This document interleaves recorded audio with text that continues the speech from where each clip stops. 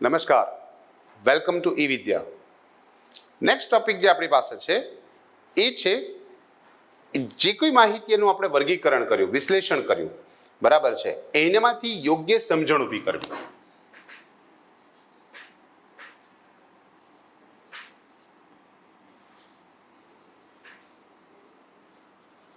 જો સારી ભાષામાં કહીએ તો જે નામાની અંદર સામાન્ય રીતે ઉપયોગમાં લેવાય છે એવી ભાષાની વાત કરીએ તો એ જે બાબતની વાત કરવામાં આવે સમજણ ઊભી કરવી. સમજણ ઊભી કરવી એટલે જે કોઈ બી વ્યવહાર બની, જે કોઈ બી ઘટના બની, જે કોઈ બી બનાવ બન્યા, એ બનાવો કયા પ્રકારના છે એની સમજણ ઊભી કરવી કે એનાથી શું અસર થશે ધંધાકીય બાબતોને.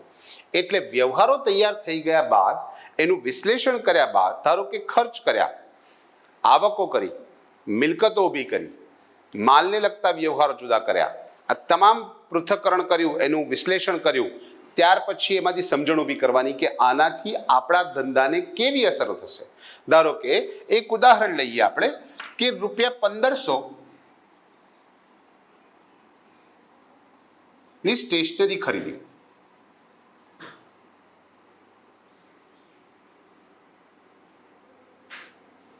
₹1500 ની સ્ટેશનરીની ખરીદી કરી. એનો મતલબ આ સ્ટેશનરીની ખરીદી કરી. સ્ટેશનરી સામાન્ય રીતે આપણે એમ કહી શકાય કે સ્ટેશનરી આપણા માટે ખર્ચ છે, પણ એ સ્ટેશનરી વર્તમાન સમય માટે પણ હોઈ શકે ને ભવિષ્યના સમય માટે પણ હોઈ શકે. બરાબર. જો સ્ટેશનરી આપણી પાસે છે અને આ વર્ષમાં આપણે સ્ટેશનરીનો ઉપયોગ કરી દઈશું તો એ સ્ટેશનરી આપણા માટે ખર્ચ તરીકે ઉપયોગમાં લેવાશે. પણ ધારો કે જે સ્ટેશનરીનો ટુકડો આપણે ઉપયોગમાં નથી લીધો, આપણી પાસે વર્ષ પૂરું થઈ ગયું અને છતાં પણ આપણી પાસે સ્ટેશનરી પડી છે. ધારો કે તમારા પેરેન્ટ્સની વાત કરીએ કે તમારા પેરેન્ટ્સ તમારા માટે 2 ડઝન 3 ડઝન ચોપડા લઈ આવ્યા, એટલે કે 36 નંગ ચોપડા લઈ આવ્યા. આ 36 નંગ ચોપડામાંથી ચાલુ વર્ષની અંદર તમે માત્ર 18 કે 20 ચોપડા વાપર્યા. તો 20 ચોપડા જો તમે વાપર્યા તો બાકીના જે 16 ચોપડા તમારી પાસે રહ્યા એ બુક્સ તમે નેક્સ્ટ યર યુઝ કરશો. બરાબર છે. તો એ જે વસ્તુ જે છે એ આપણી પાસે સંગ્રહિત પડી રહી છે. ધંધામાં જે વસ્તુનો સંગ્રહ હોય એને વેચી પણ શકાય છે. એટલે એ સંગ્રહિત વસ્તુને જો વેચી શકાય તો આપણે એને મિલકત કહીશું. એટલે દરેક વ્યવહારોમાંથી સમજણ ઊભી કરવાની કે ₹1500 ની સ્ટેશનરી ખરીદી, તો એના માટે એ આપણા માટે ખર્ચ છે કે મિલકત છે. સ્ટેશનરી ખરીદી તો ખર્ચ છે, પણ ધારો કે એવું આપી દીધું કે ₹700 ની સ્ટેશનરીનો સ્ટોક છે,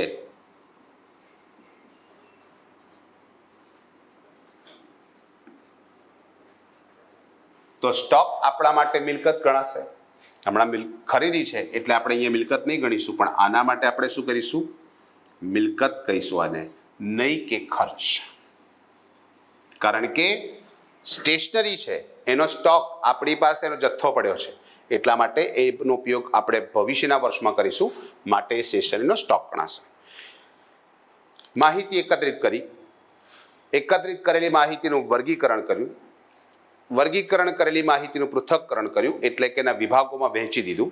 વહેંચ્યા પછી એના માટે આપણે સમજણ ઊભી કરી અને એ સમજણ પછી આપણે એ માહિતી પરથી તર્ક આધારિત નિર્ણયો લઈશું.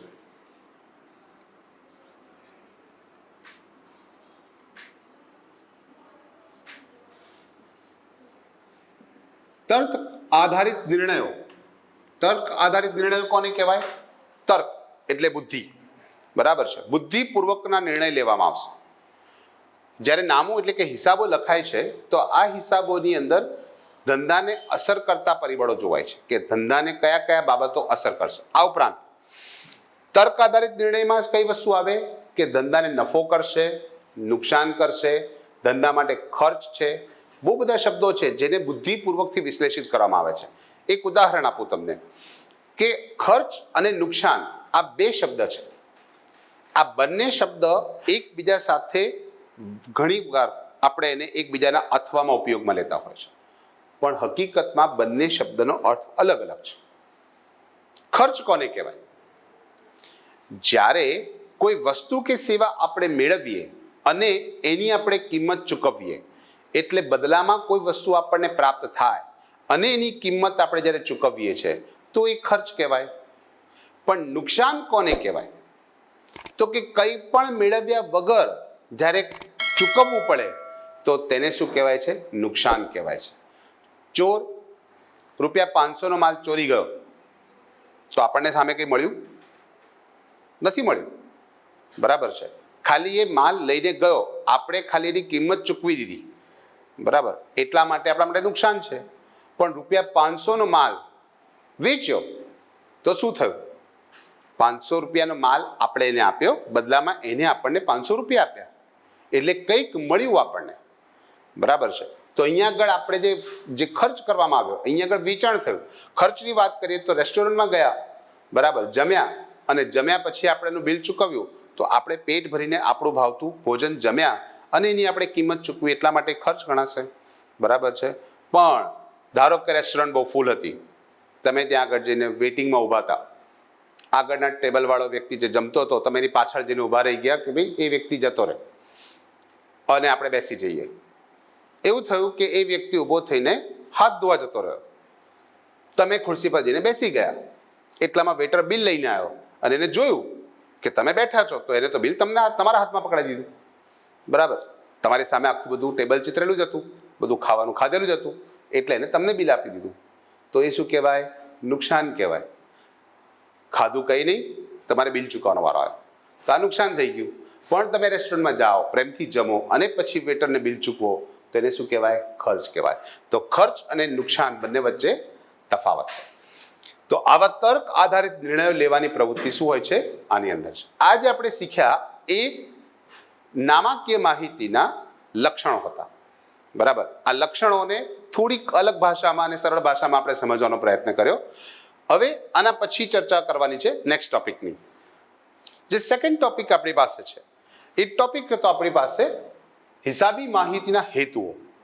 હિસાબી માહિતીના હેતુ એટલે કેમ હિસાબી માહિતી રાખવામાં આવે છે? હિસાબી માહિતીથી ફાયદા અલગ વસ્તુ, તેના હેતુ શું છે? તો હેતુઓની અંદર આપણને આપેલું છે પહેલું કે દરેક વ્યવહારની હિસાબી અસર જાણવા માટે. દરેક વ્યવહારની હિસાબી અસર જાણવા. કોઈ પણ વ્યવહાર હોય એ ધંધાને કેવી રીતે અસર કરશે?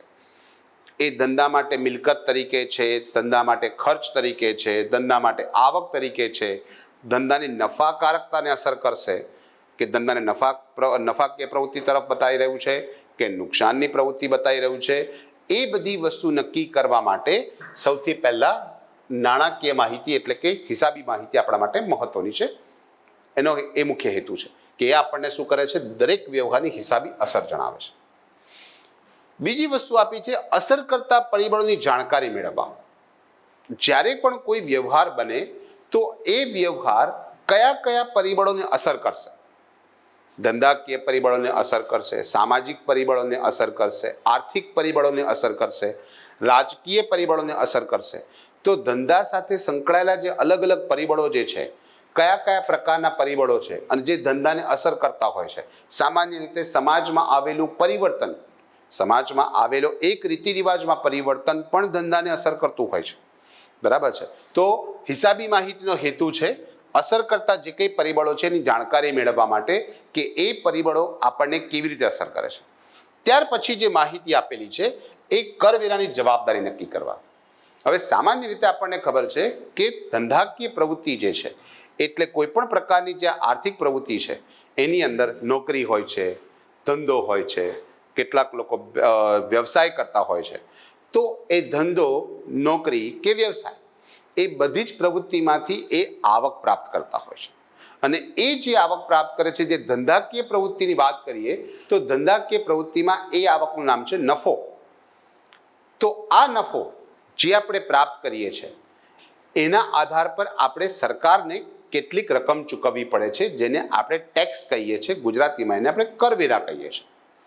આ કરવેરા અલગ અલગ પ્રકારના છે. તો સરકાર પાસેથી આપણે જે કંઈ બી સગવડ મળી એની સામે આપણે જે કિંમતો ચૂકવવી છે એ કિંમતોને આપણે કરવેરા કહીશું. પણ કેટલો કરવેરો ભરવો એ ક્યાંથી નક્કી કરવું? વર્તમાન સમયની અંદર જીએસટી ચાલી રહ્યું છે, ગુડ્સ એન્ડ સર્વિસ ટેક્સ, બરાબર. એટલે વસ્તુ અને સેવા પર કર એટલે વસ્તુ કે સેવાનું ઉત્પાદન કરો કે વસ્તુ કે સેવાનું વેચાણ કરો એની પર અમુક ટકા રકમ સરકારને આપવાની હોય છે, સરકારને ચૂકવવાની હોય છે. હવે જો મારી પાસે આંકડાકીય માહિતી નહીં હોય કે મેં આ વર્ષ દરમિયાન કેટલું ઉત્પાદન કર્યું, કેટલું વેચાણ કર્યું, તો હું સરકારને કેવી રીતે કહીશ? સરકારને કેવી રીતે રકમની ચૂકવણી કરીશું?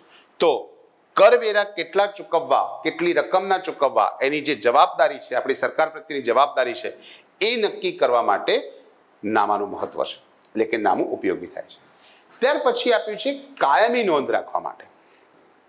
ધંધા સાથે બહુ બધા વ્યક્તિઓ જોડાયેલા હોય છે, ધંધા સાથે ગ્રાહકો જોડાયેલા હોય છે, ધંધા સાથે સરકાર જોડાયેલી હોય છે, ધંધાની અંદર કેટલાક વ્યક્તિઓ પણ કામ કરતા હોય છે, જેને આપણે ધંધાના કર્મચારીઓ કહીએ છીએ. ધારો કે મારો પોતાનો એક બિઝનેસ છે, હું એક પોતાનો વ્યવસાય ચલાવું છું, બરાબર છે. હવે મારી પ્રવૃત્તિની અંદર મારી ઓફિસમાં 5 થી 6 વ્યક્તિઓ કામ કરે છે. એ 5 થી 6 વ્યક્તિને હું દર મહિને પગાર ચૂકવું છું. એ લોકોને કેટલા વર્ષ દરમિયાન મેં પગાર ચૂકવ્યો, કેટલાક વ્યક્તિઓને જ્યારે વધારે પૈસાની જરૂર હતી તો મારી પાસેથી વધારાના પૈસા લઈ ગયા, એટલે કે એડવાન્સ તરીકે લઈ ગયા, તો એની પણ મારે હિસાબી નોંધ રાખવી પડશે. મારા કેટલાક કસ્ટમર છે, એટલે કે મારા ગ્રાહકો છે, જેને હું મારી સેવાઓ આપું છું કે મારી વસ્તુઓ વેચું છું, બરાબર. કેટલાક તો રોકડેથી જ લઈ જાય છે, એટલે રૂપિયા આપે છે અને બદલામાં મારી પાસેથી વસ્તુઓ લઈ જાય છે. પણ કેટલાક એવા છે જે લોકો પૈસા બાકી રાખે છે. આ બાકી રાખે છે, મને ભવિષ્યમાં એ લોકો પાસેથી નાણાં મેળવવાના હોય છે. તો આવા વ્યક્તિઓની મારે શું કરવી પડે? હિસાબી નોંધ રાખવી પડે, કાયમી નોંધ રાખવી પડે. અચાનક કોઈ ગ્રાહક આવે ને મને કે સાહેબ મારા કેટલા પૈસા લેવાના ચૂકવવાના થાય છે, મને જરા જણાવો, હું હમણાં તમને ચૂકવી દઉં, બરાબર છે. હું એને કહું લગભગ જો ને આટલા હતા, એટલે લગભગ 30,000 રૂપિયા જેવા છે, બરાબર છે. એ કે ના સાહેબ 25,000 જ છે, તો મારે માની જવાનું? પણ મારી પાસે જો એને હિસાબો રાખેલા હોય તો હું એને સ્પષ્ટ બતાવીને કહીશ કે જો આ તારીખે આટલા રૂપિયાનો માલ લીધો, આટલા ચૂકવ્યા, આ તારીખે આટલા રૂપિયા ચૂકવ્યા, બીજો આ તારીખે તે આટલો માલ લીધો, એટલે કુલ તારી રકમ આટલાનો માલ લીધો, એમાં આટલા પૈસા તારા જમા છે, આટલા રૂપિયા બાકી છે.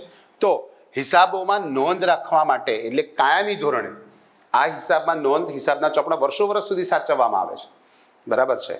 એટલે ભૂતકાળની પણ જો કોઈ માહિતી હોય, 2 કે 3 વર્ષ પહેલાનો કસ્ટમર પણ આપણી પાસે આવે અને કોઈ ડિટેલ માંગે કે ભાઈ મેં આ વ્યવહાર નથી કર્યો, તો આપણી પાસે બિલ નંબર સાથેનો પુરાવો હોય તો, એટલે ધંધા નાણાકીય હેતુ, મુખ્ય બીજો હેતુ છે કે કાયમી નોંધ રાખવા માટે, વર્ષોની હિસાબી નોંધ.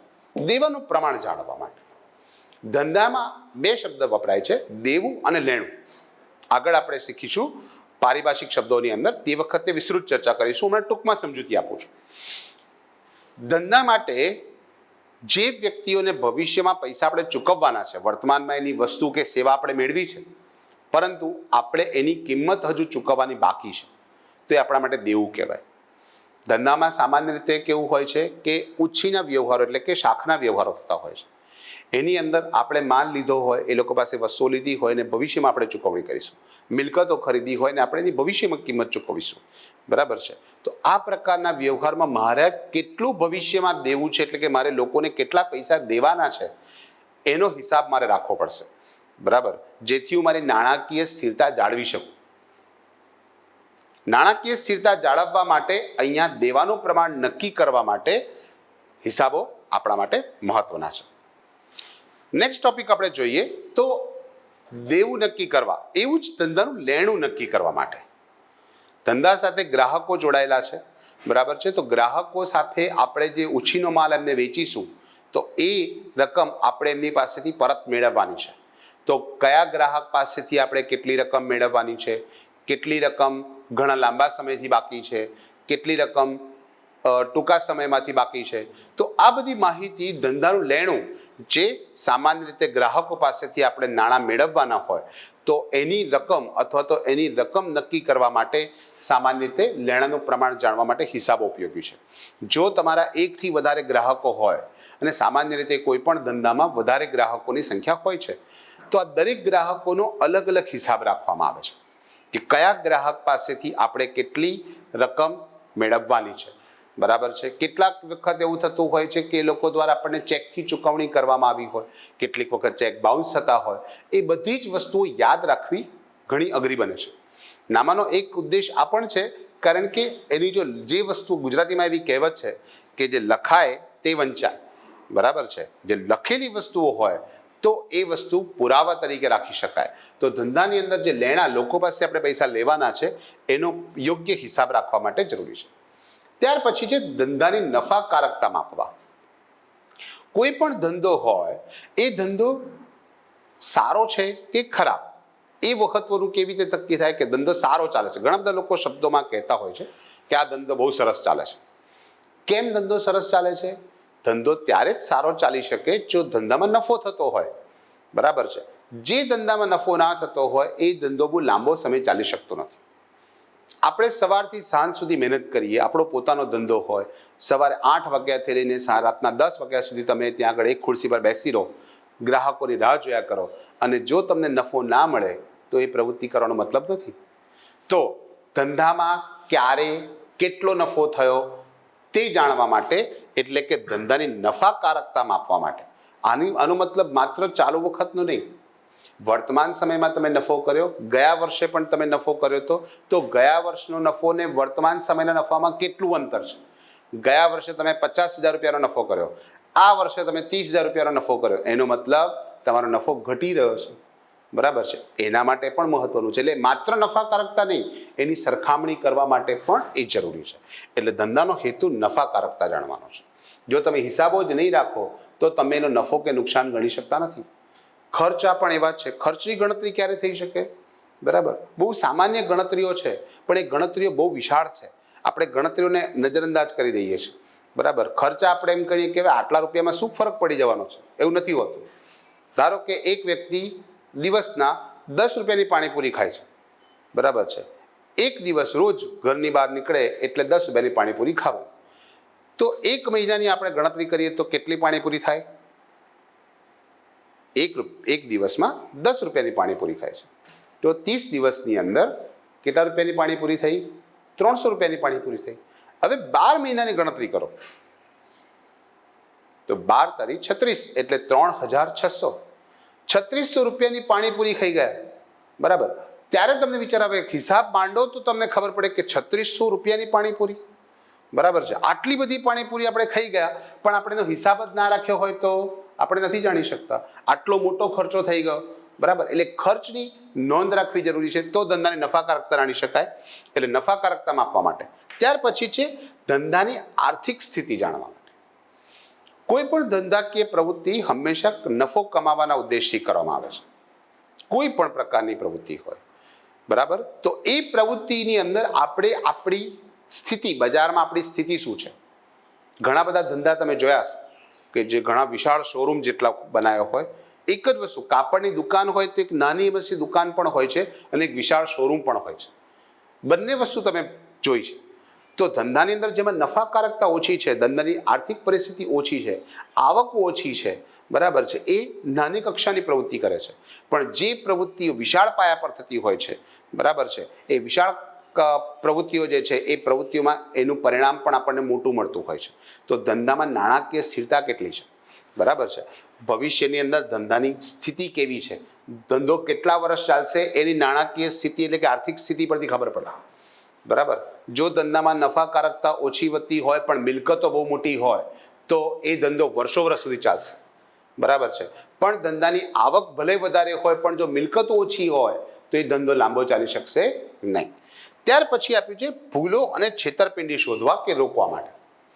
હવે ધંધામાં ઘણા બધા વ્યક્તિઓ જોડાયેલા છે, બરાબર. અને કેટલા બધા વ્યક્તિઓ યોગ્ય વ્યક્તિઓ નથી હોતા, એટલે કે સારા વ્યક્તિઓ નથી હોતા. તમારા જેવા બધા સારા વ્યક્તિ બધે મળે નહીં. કેટલાક વ્યક્તિઓનું કામ છે ભૂલો કરવાનું અને કેટલાક લોકો છેતરપિંડી એટલે આપણને છેતરવાની પ્રવૃત્તિ કામ કરતા હોય છે. જો તમે હિસાબો ના રાખો તો એ તમને છેતરી શકે છે. કેટલીક વખત ધંધાની અંદર કર્મચારીઓ પણ છેતરી શકે છે. એક ઉદાહરણ આપો. એક દુકાનની અંદર એક માલિક એટલે કે શેઠ બેઠા હતા અને એને પોતાની અનાજ કરિયાણાની દુકાનમાં 2 નોકર રાખ્યા હતા. શેઠ દિવસ દરમિયાન સવારે 8 વાગે પોતાની શોપ પર આવે, દુકાન પર આવે, દુકાન ખોલે, પૂજા કરે અને પોતાના ગલ્લા પર એટલે કે નાણાં જ્યાં સાચવાય છે ત્યાં આગળ બેસે. જો કોઈ ગ્રાહક કોઈ વસ્તુ લેવા આવે તો નોકરને કહેવામાં આવે કે ભાઈ આટલી આટલી વસ્તુઓ પેક કરીને આપો. 2 દિવસ દરમિયાન 8 વાગે દુકાન બંધ થાય, 8 વાગે હવે શેઠ દિવસમાં 2 વખત બેંકમાં જતા અને બેંકની અંદર ગયા પછી ત્યાં આગળ નાણાં જમા કરાવતા, એટલે અડધો કલાકમાં જઈને પાછા આવતા. બરાબર. દુકાન તે વખતે ખુલ્લી રાખતા નોકરના ભરોસે. હવે એક વખત શેઠને જરાક અંદાજ આવ્યો કે ભાઈ મારી દુકાનમાં જે વસ્તુ હોય છે એ આવક કરતાં ખર્ચા વધારે છે, અથવા જેટલી આવકો હું આશા રાખું છું એટલી આવકો પ્રાપ્ત થતી નથી. એટલે એ શેઠે હિસાબ રાખવાનું શરૂઆત કરી. જેટલી વસ્તુ વેચાય એની નોંધ કરતા શીખ્યા. બરાબર છે.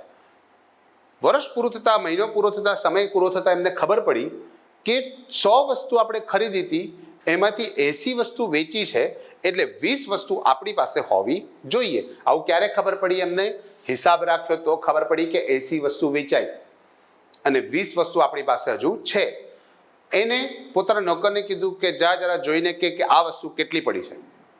તો નોકર અંદર ગોડાઉનમાં જઈને જોઈને એવું કહે છે કે સાહેબ પતી ગયું, 2 જ પીસ પડ્યા છે. એનો મતલબ 18 પીસ ગાયબ છે.